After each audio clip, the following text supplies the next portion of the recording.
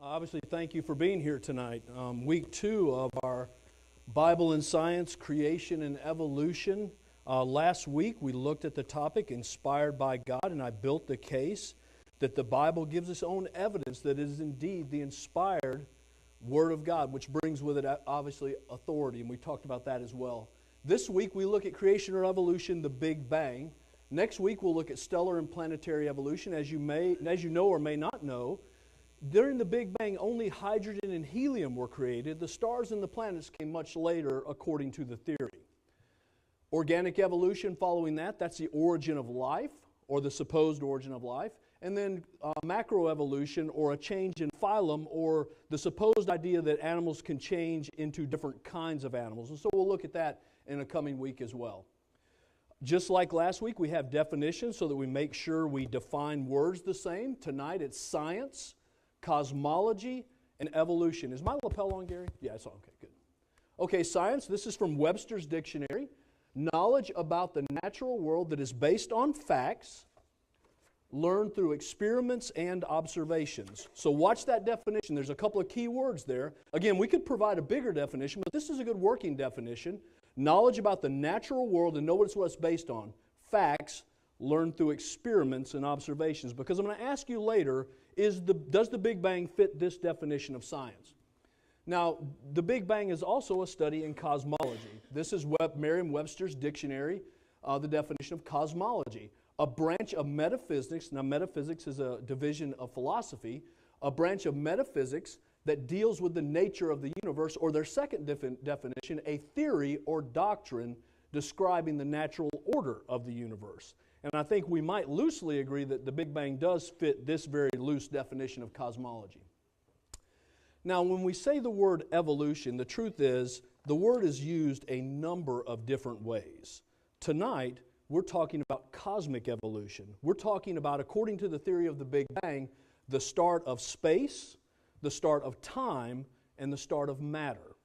So we're talking about a time when nothing existed, and then a time when everything existed. A time when there were no scientific laws, and then instantaneously all the scientific laws, along with all the matter, along with all the space, along with time, started. That's what we're talking about in the Big Bang Theory.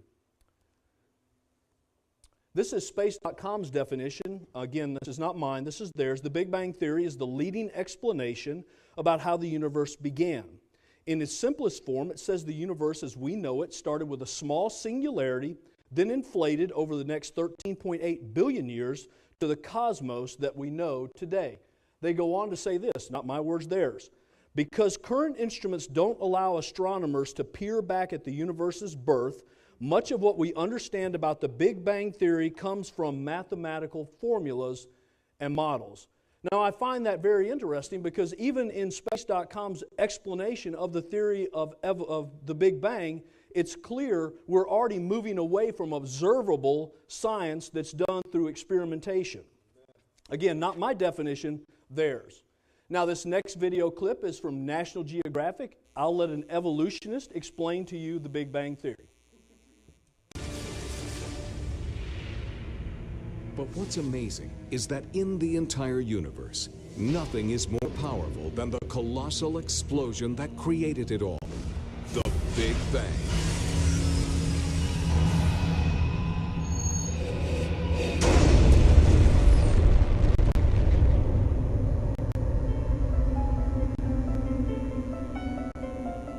The Big Bang is an amazingly difficult thing to wrap your brain around, which isn't surprising. When you're trying to think about the universe being smaller than the head of a pin,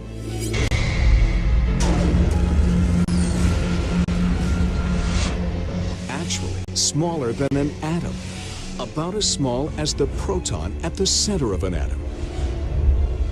Whatever the universe was at the very beginning, some 13.7 billion years ago, we think it was tiny, an infinitesimal nugget of space. And then, something happened, triggering the most colossal explosion in history. In a billionth of a billionth of a billionth of a second, the universe grew from the size of that tiny point to something billions of miles across. This colossal blast created everything, all the matter we see in the universe today. And it did all this without even making a sound. When one sees the Big Bang portrayed in a film, there's always a big bang, a noise. Of course, that's silly because sound doesn't propagate in space. But what's often overlooked is that the Big Bang is not just an explosion that happened at some moment in time at some point in space. It was not just an explosion of material into an empty universe that was sitting there waiting to be filled. It was the explosion of space and time into existence to begin with. And that's what trips most of us up. Before the Big Bang, there was nothing, literally nothing. And the black void of space is something. So is time. To ask what's before the Big Bang, what's before there is time, is really a meaningless question. And likewise, to ask where the Big Bang occurred is meaningless because there was no space. Whatever the universe was at the very beginning, we think it was tiny, an infinitesimal nugget. Notice the key words, whatever, and we think. Then something happened. Now, we're not going to define what happened because the truth is we're not even allowed to ask what happened that made it happen because that was for time, and we're not allowed to delve into that area. I hope you caught also that in a billionth of a billionth of a billionth of a second, the universe grew from the size of this tiny point to something billions of light years across. This is called the theory of inflation. It was added later. We'll talk about it as the night goes. But here they're theorizing that the universe expanded hundreds of times faster than the speed of light. This is necessary to make the cosmic background radiation work the way we observe it. So we see something and we change the theory and create something that's not in physics to make this theory line up with what we see. That's what's happening here. Did you catch this? This dot, the size of a proton, exploded for no reason, following no scientific laws. They did not exist at the time. And out of this nothing exploding came all matter, all energy, space, time, everything. Oh, and by the way, all the scientific laws we need to operate this universe. Did you catch this? To ask what existed before the Big Bang is meaningless. I disagree. I think it absolutely has incredible meaning. And I love this one. To ask where the Big Bang occurred is also meaningless. You see, what they want you to envision is a homogeneous universe where the Big Bang didn't start at any one place in it, because if it started there, the background radiation would indicate which direction it went. And it doesn't. So they want you to picture it this way, but that's impossible. This next video clip is from Spike Saris. It's from a 3-DVD series he has called What You Aren't Being Told About Astronomy. Here he's just going to give us their quick timeline of the Big Bang. So where did the universe come from? Most evolutionary astronomers believe that the universe formed by itself about 13.7 billion years ago in an event called the Big Bang. Here's a timeline of what they believe. Supposedly, the universe started out as an extremely hot and dense point, which suddenly ballooned in size. Eventually, it expanded to the size it is today. According to this idea, the early universe had nothing in it except gas. Eventually, the gas started to clump together. Within the clumps, there were areas of higher density, and those areas started to contract under the influence of gravity. As the clouds contracted, the gas was compacted and it heated up. Eventually, the gas was squeezing in on itself so tightly that nuclear fusion ignited deep inside. This was the first star. Other stars also began to turn on in the early universe. As stars formed, they gathered into clusters and galaxies. Exactly how this happened is still controversial, but most secular astronomers would agree that stars merged into clusters, clusters merged into galaxies, and galaxies merged to become bigger galaxies. Somewhere between 7 and 9 billion years ago, our own Milky Way galaxy began to form. Then, about 4.6 billion years ago, our sun formed when a cloud of gas and dust collapsed. The planets of our solar system formed from the same cloud, including the Earth that we live on today. So here's the timeline. 13.7 billion years ago, the Big Bang. They need stars to form real fast. That's why you'll see they're forming at 13.2 billion years ago. We'll talk about stellar and planetary formation next week. You can see 8 to 11 billion years back the galaxy, 7 to 9 our galaxy, with 4.5 billion years ago the Earth forming. That's their theory. The rest we'll talk about as the weeks progress.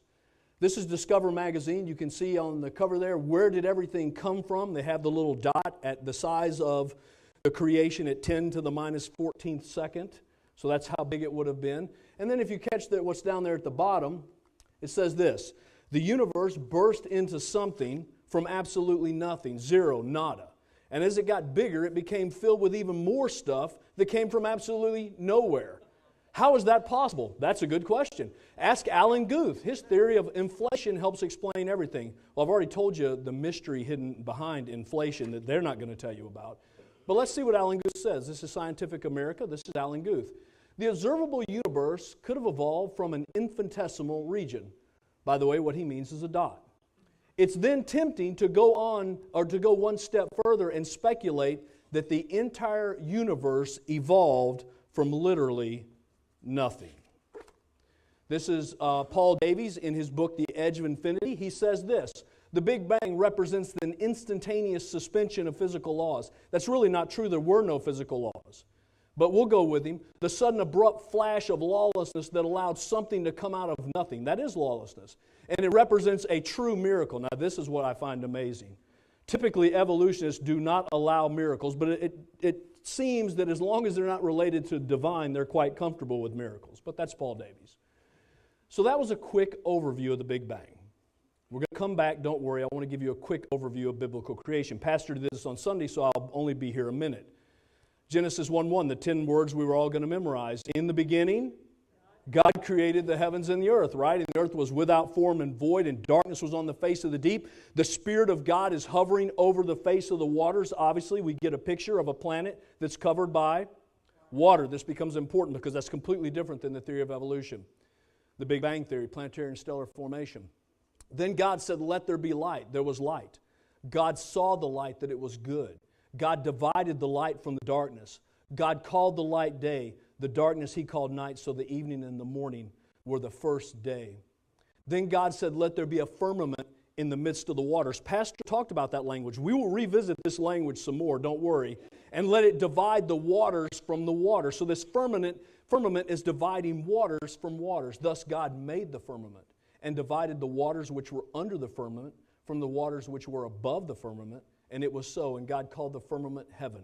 So the evening and the morning were the second day. And again, we'll stop there because there's something else I need to show you before we move along. An important point, this was one of my teasers if you happen to hear it. 17 times in the Old Testament, the Bible highlights this idea that at least at creation, God stretched out the heavens. This will become critical in later lessons. But let me just show you a couple of places. This is Zechariah. This is 500 BC. The burden of the Lord. So think about this. 500 years before Christ was born. The burden of the word of the Lord against Israel. Thus says the Lord who stretches out the heavens, lays the foundation of the earth, and forms the spirit of man within him. This is Jeremiah 51. This is 600 BC. He has made the earth by His power. He has established the world by His wisdom and stretched out the heavens by His understanding. One more and we'll keep going. This is Isaiah written in 700 BC.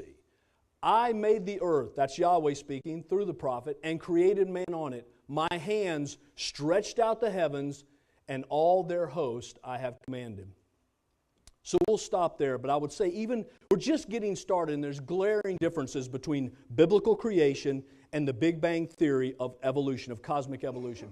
First, the Bible is crystal clear. Space, time, and the earth were created together. The theory of evolution says space and time were together. The earth would come billions of years later.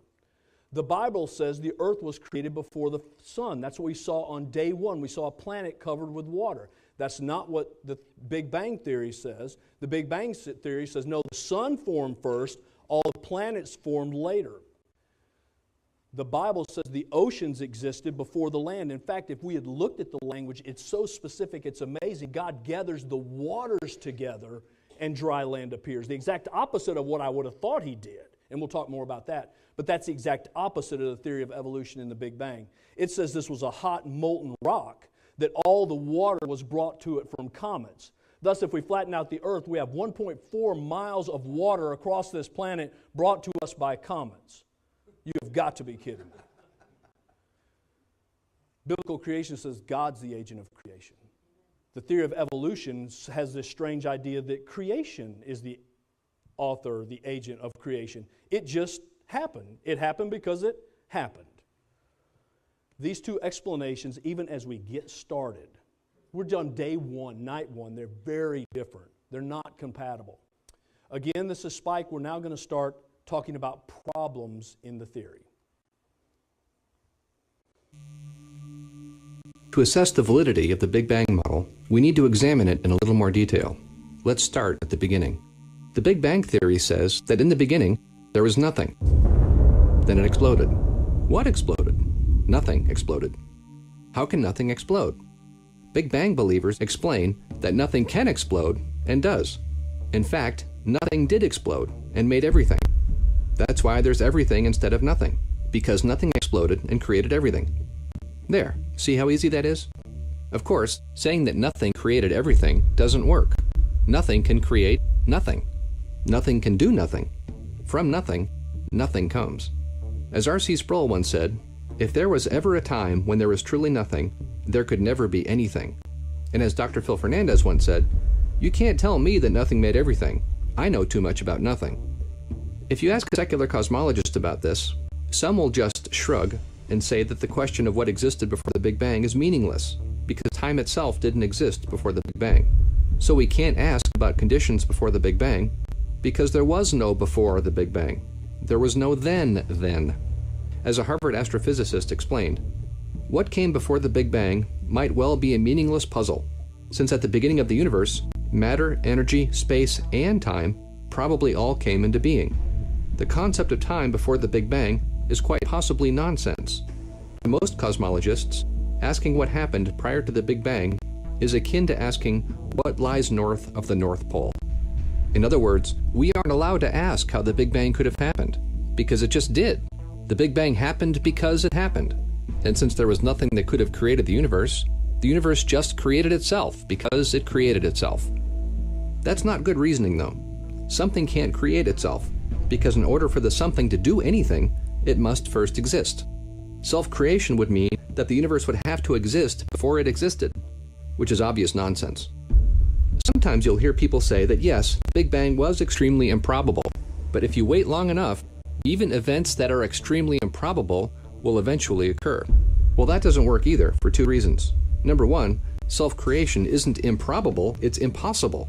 It doesn't matter how long you wait, the impossible still won't happen. Number two, even if it were just improbable, it still doesn't work, because the Big Bang model says that time didn't exist before the Big Bang. So you can't wait long enough for an improbable Big Bang to happen, because you can't wait at all. There was no time within which to wait. Nor was there a place to wait. Despite all this, some cosmologists still try to justify the Big Bang anyway. For example, famous astrophysicist Stephen Hawking has claimed that gravity is responsible for the Big Bang. Quote, because there is a law like gravity, the universe can and will create itself from nothing. Spontaneous creation is the reason there is something rather than nothing, why the universe exists, why we exist. He explained further. The laws of gravity and quantum theory allow universes to appear spontaneously from nothing. Notice how he said universes in the plural. We'll talk more about that later. For now, notice what Professor Hawking is saying here. He's saying that the laws of physics are responsible for the universe creating itself. Is this a good explanation? No, for several reasons. First of all, the laws of physics don't actually allow universes to create themselves. We'll talk more about this in a moment. Second, the idea doesn't even make sense. What is a law of physics anyway? What does a law of physics look like? What does it sound like? What does it feel like when you hold one in your hand? Obviously, these are all ridiculous questions. The laws of physics are not physical things. So what are they then? Laws of physics are patterns that we've observed about how the universe works. For example, if an object is held above the earth and then released, it will fall, and it will do that over and over again each time you repeat the experiment. Because it does this consistently, we can measure how it happens and then describe it mathematically, as Isaac Newton did when he first wrote down his formula for gravitation. But again, this formula is not a physical thing. It can't create anything because it's merely our description of how the universe works. It's merely our description of the universe's pattern of behavior. Now let's apply this to the Big Bang model. According to this model, before the Big Bang, the universe didn't exist. Well, if the universe didn't exist yet, then its patterns of behavior didn't exist yet either. So they couldn't have been involved in the universe's creation. And so, secular cosmologists are still left with no way for the universe to create itself from nothing. And so, to avoid this, many cosmologists are now redefining the meaning of the word nothing. Secular cosmologists will still insist that the universe was created from nothing by nobody. They even write books about it. But when you dig a little deeper, you discover that when they say nothing, they sometimes don't mean nothing. Some cosmologists claim that before the Big Bang, there was a quantum vacuum field that fluctuated, and it made a particle pop into existence, which then grew explosively and became our universe. But there's a problem here, which you might have noticed. If the Big Bang was a fluctuation in a quantum vacuum field in space, then the universe didn't really come from nothing. It came from a quantum vacuum field, and a quantum vacuum field is not nothing. Even many secular scientists have complained about this inconsistency. As one physicist has said, a more fundamental problem is that this scenario does not really explain the origin of the universe. The quantum fluctuation of the vacuum assumes that there was a vacuum of some pre-existing space, and we now know that vacuum is very different from nothing. Vacuum, or empty space, has energy and tension. It can bend and warp, so it is unquestionably something. And famed cosmologist Alan Guth wrote, "From the point of view of general relativity, empty space is unambiguously something. According to general relativity, space is not a passive background, but instead a flexible medium that can bend, twist, and flex. A proposal that the universe was created from empty space seems no more fundamental than a proposal that the universe was spawned by a piece of rubber. It might be true, but one would still want to ask where the piece of rubber came from." So all that's happening here is secular cosmologists are just substituting one problem for another. To explain the universe, cosmologists are invoking a pre-existing quantum field. But they offer no explanation for the quantum field itself, or where it came from, or why it would even obey laws of physics from a universe that didn't even exist yet. So they say the universe came from nothing, but when they say nothing, they actually mean something, without explaining where this nothing that is really something came from. Some cosmologists try to cover this problem up. For example, Lawrence Krauss in his book, Universe from Nothing, tries to justify the nothing that is really something by claiming that a quantum theory of gravity is responsible for the universe creating itself. Notice that Stephen Hawking did the same thing earlier, when he also said that quantum gravity allows the universe to create itself. But there's a serious problem here, which they aren't telling you about. Physicists don't actually have any good theories of quantum gravity. A valid theory of quantum gravity does not exist. And these scientists are fully aware of this fact. As Krauss himself admitted in an interview, "I also don't have a quantum theory of gravity, so I can't tell you for certain how space comes into existence." So even though some cosmologists claim that the laws and theories of physics would allow our universe to create itself, this claim is false, as they themselves admit. So he can't tell you how space came into existence, but he can write a pretty decent book about it. Again, we're just starting on the problems. This is another video clip, additional problems with the Big Bang from Spike. As the original Big Bang model was developed, cosmologists realized that there are some important ways in which the model doesn't match the universe. For one thing, the Big Bang should have produced massive numbers of magnetic monopoles, magnetic particles with only one pole. These particles should fill the universe, but not a single magnetic monopole has ever been found. Another problem, called the horizon problem, was discovered when astronomers started getting better data on the cosmic microwave background. To make a long story short, if the Big Bang had happened, then the CMB should contain large-scale temperature irregularities. But these irregularities aren't there. As I said earlier, the temperature differences in the CMB are minuscule. And yet another problem was discovered in the geometry of space. The Big Bang should have produced a universe with either massive positive curvature or massive negative curvature. But astronomers discovered that the universe is flat to to a very fine degree of precision. It's not curved either way, which again contradicts the Big Bang model's expectations. If you're wondering what curvature of the universe means, it's a geometrical measurement of the cosmos that astronomers use. The important thing is that the Big Bang model said that the universe would have massive curvature in one direction or another, but it doesn't. It apparently has zero curvature.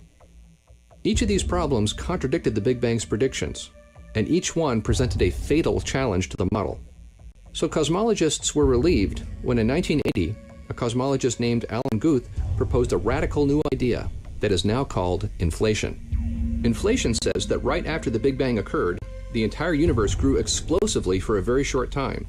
Actually, grew isn't really the right word. We're talking about the entire universe exploding in size at multiple times the speed of light. As one physicist explained, at this rate of inflation, a region of space the size of a pea would be stretched larger than the observable universe in a time interval so short that the blink of an eye would overestimate it by a factor larger than 1,000,000 billion billion billion. And it turns out that for various reasons, inflation supposedly resolves all three of the problems I just mentioned. And so, inflation is a vital part of the Big Bang model today. It's the only explanation cosmologists have found for these three fatal problems. But it turns out that inflation has failed and doesn't actually rescue the Big Bang from its problems after all. First of all, it's important to note that even if inflation were true, it still wouldn't solve the Big Bang's other problems outside of these three. For example, it doesn't help solve the problem of everything coming from nothing. As Guth himself has admitted, inflation itself takes a very small universe and produces from it a very big universe. But inflation by itself does not explain where that very small universe came from. Second, cosmologists have no explanation for how inflation could have occurred. There's nothing in physics that can explain this process. Supposedly, inflation was driven by a particle called an inflaton. But has anybody ever seen an inflaton? No. Is there any room within particle physics for an inflaton? No. Is there any justification for believing in the inflaton, or inflation overall, other than the fact that the Big Bang model needs it? No. As one physicist admitted, inflation's theoretical underpinnings may be rather tentative. The inflaton, after all, is a hypothetical field whose existence has yet to be demonstrated. And as an article in Astronomy magazine explained, what drove inflation? Nobody knows. Physicists have suggested different models to describe the inflating universe, but all the solutions are mathematical conveniences with no particular physical basis. All the theories of inflation amount to proof that we don't have one good theory yet, says this astrophysicist. So inflation is the name given for a hypothetical process that's never been observed, based on a hypothetical particle that's never been observed, and that has no basis in physics. But according to secular cosmologists, even though inflation has no basis in physics, it must have happened, because otherwise the Big Bang model would be falsified, and we know the Big Bang model is true. See the reasoning here? Okay, so before we go a little bit further, it's important on this point of inflation you understand. Inflation was not part of the Big Bang theory. Inflation was accommodation added after the cosmic background radiation was properly measured, accurately measured, and it nowhere matched what the Big Bang said it would look like. This was nothing more than a Band-Aid to put onto the Big Bang theory of a particle that's never been observed, has no basis in physics or science. Inflation, which has never been observed, has no basis in physics or science to keep this theory going. It should have fell apart right here under its own weight as soon as we had accurately measured the cosmic background radiation. But it's worse. Including, how can a universe come from nothing? How can nothing turn itself into everything? How can inflation account for anything? And so on. But along with theoretical questions like these, the Big Bang also has problems with physical evidence, things that we see in the universe. Let's talk about some of those now. First of all, there are indications that there might be some stuff in the universe that we can't see. For example, many galaxy clusters don't appear to have enough mass to hold themselves together gravitationally. When this was first discovered, astronomers called it the missing mass problem. Another example is seen within individual galaxies, where stars move around as they orbit the galaxy's center of mass. However, in many galaxies, the outer stars are moving too quickly for the galaxies to hold themselves together over long timescales. Again, it was proposed that there's a lot of missing mass somewhere to hold them together.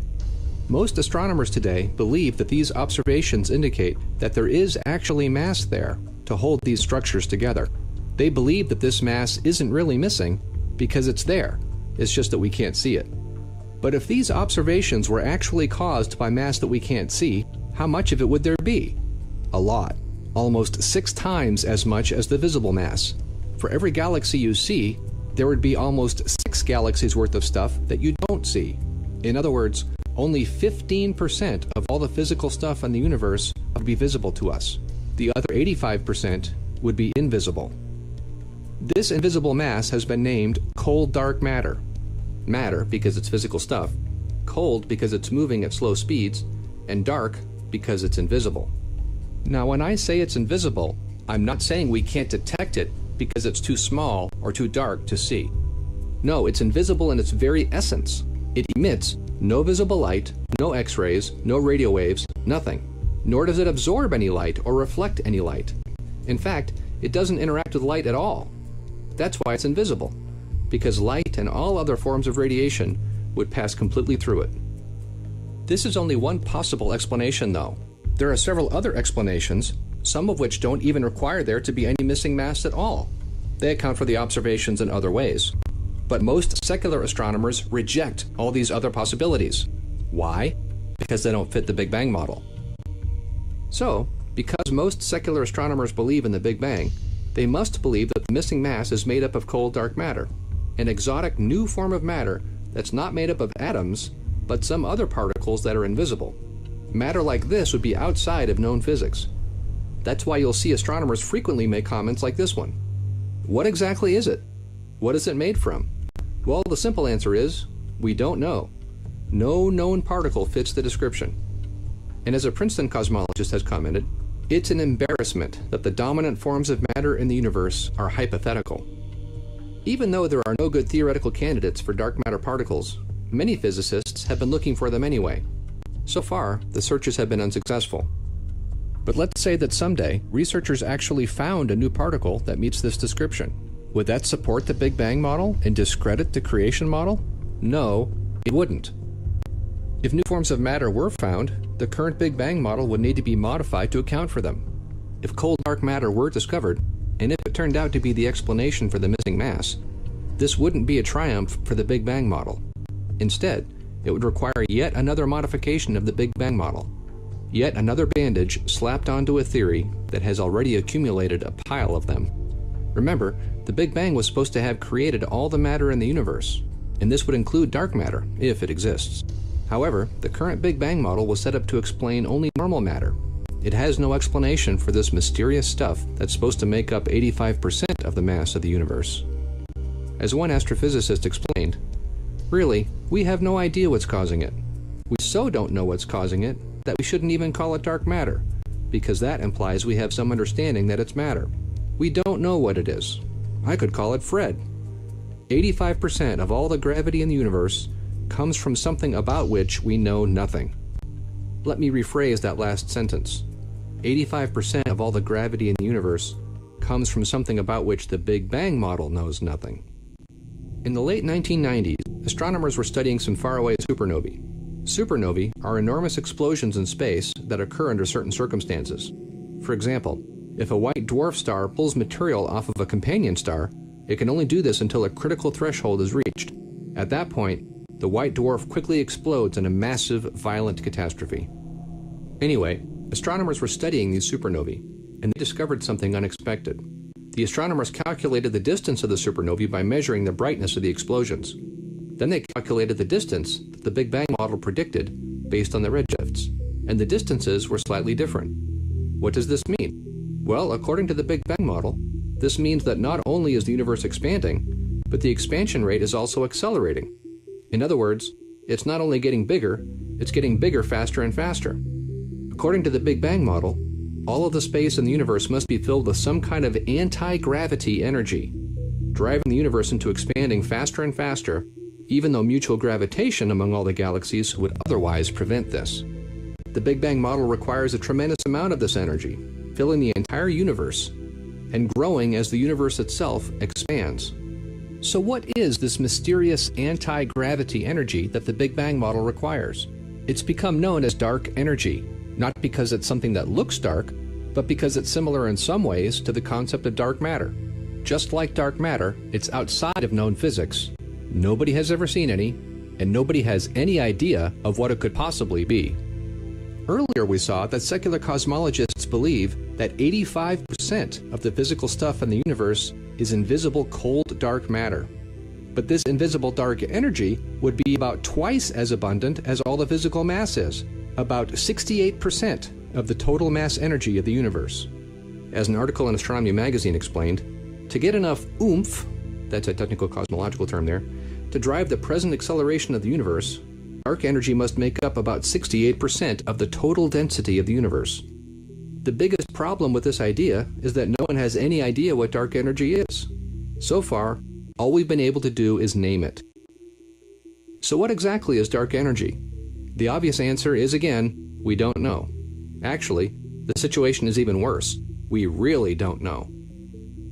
Although cosmologists have adopted a cute name, dark energy, for whatever is driving this apparently anti-gravitational behavior on the part of the universe, nobody claims to understand why it is happening, or its implications for the future of the universe and of the life within it, despite thousands of learned papers, scores of conferences, and millions of dollars worth of telescope time.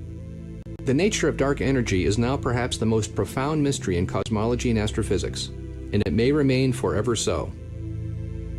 Let me repeat. We don't actually observe any dark energy in the cosmos. The only things we observe here are the brightness of the supernova explosions as seen from Earth and the redshifts that we measure in the light. So dark energy is not something that's observed. It's just an interpretation of the observations that's required by the Big Bang model. So once again, the Big Bang model requires something that is completely outside of known physics. In this case, anti-gravity energy. And